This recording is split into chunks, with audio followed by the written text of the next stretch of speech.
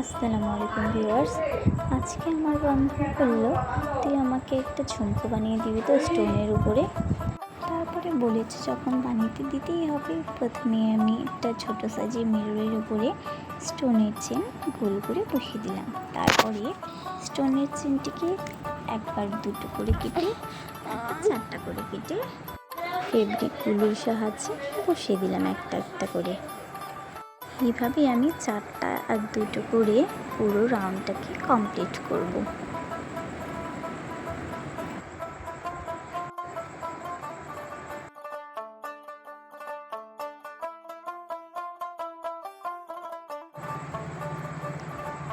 এই যে দেখছেন আমার কমপ্লিট হয়ে গেছে দুটোই।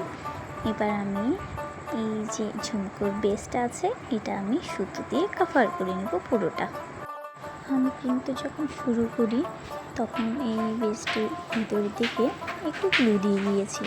তারপরে আলতো হাতে প্রথমে বাইরের থেকে ভিতরের দিকে সুতোটাকে এইভাবে টেনে নিতে হবে।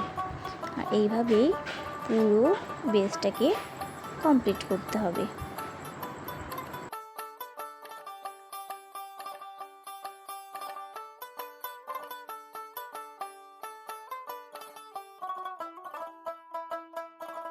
আমার ঝুমকো দুটো রেডি হয়ে গেছে। এবার আমি এটাতে প্রথমে গ্লু লাগিয়ে নিব চারপাশে ভালো করে। তারপরে আমি স্টোন চেন আলতো হাতে ভালো করে লাগিয়ে নেব।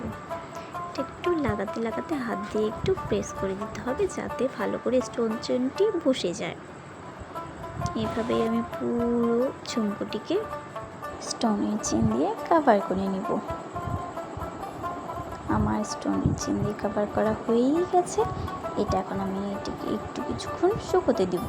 যতক্ষণ শুকাচ্ছে আমি যে টপটা বানিয়ে রেখেছিলাম ওটাকে আমি এবার কেটে নেব। এবার ফিনিশিং দেওয়ার জন্য ও পিছনের পুষ্টিকে লাগানোর জন্য আমি এটাকে কেটে নিয়ে গ্লুর সাহায্যে লাগিয়ে দেব।